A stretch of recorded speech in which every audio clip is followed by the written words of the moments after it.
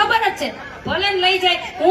હું જો સરકારને ન્યા સુધી કહું છું કે તમારા થાંભલા બધાય મારો અત્યારે આશ્રમ છે ને એ હું તમને ખાલી કરી દઉં. જો આ ખેડૂતની જમીન બચી જતી હોય તો એમાં થાંભલા નાખી દો.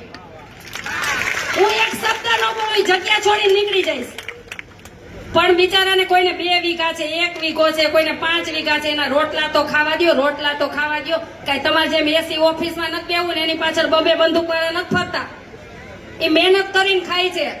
તો તમે એનું તો વિચારો. બધામાં ઓલા શાક લેવા જાય, પછી કરિયાણા દુકાને જાવ તો ત્યાં આપણે અનાજ વેચ્યું હોય, આપણને તો 1400 રૂપિયા કપાસનો ભાવ મળ્યો હોય, પછી ઓલા વિદેશ વાળા લેવા આવે તેને કેટલો 2500 રૂપિયામાં આપે. તો ડાયરેક્ટ તમે ખેડૂત પાસેથી 2500 નો અપાવો ને.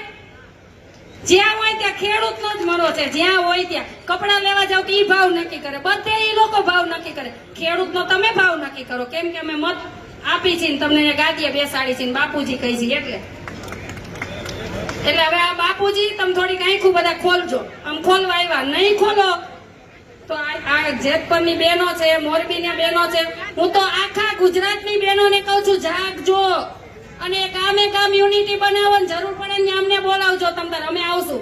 અમારે કાંઈ વેચાવું નથી, ખરીદ વેચાણમાં અમે નહીં જાય, લેખિતમાં આપી. અને એ એક નથી સમજાતું કે તમે ખરીદ વેચાણ શું કામ થઈ જાવ છો. તમારી ઉપર લોકોએ કેટલો વિશ્વાસ મૂક્યો છે એ તો જોવો. વિશ્વાસઘાત આપણે એમ કહીએ પાપ ને પુણ્ય, વિશ્વાસઘાત થી મોટું કોઈ પાપ જ નથી. મેં અહીં ભાઈઓ બેઠા ને 6 ભાઈ ઉપવાસમાં, મેં 10 વાર કીધું, મેં કીધું જોજો ભાઈ બધી વખત છે ને વિશ્વાસઘાત થાય છે ને એટલે લોકોને વિશ્વાસ ઉઠી જાય છે. એ વિશ્વાસ ન ઉઠવા દેતા. બસ જરૂર પડશે ને અમે મરવા આવશું બધા બહેનો બધા.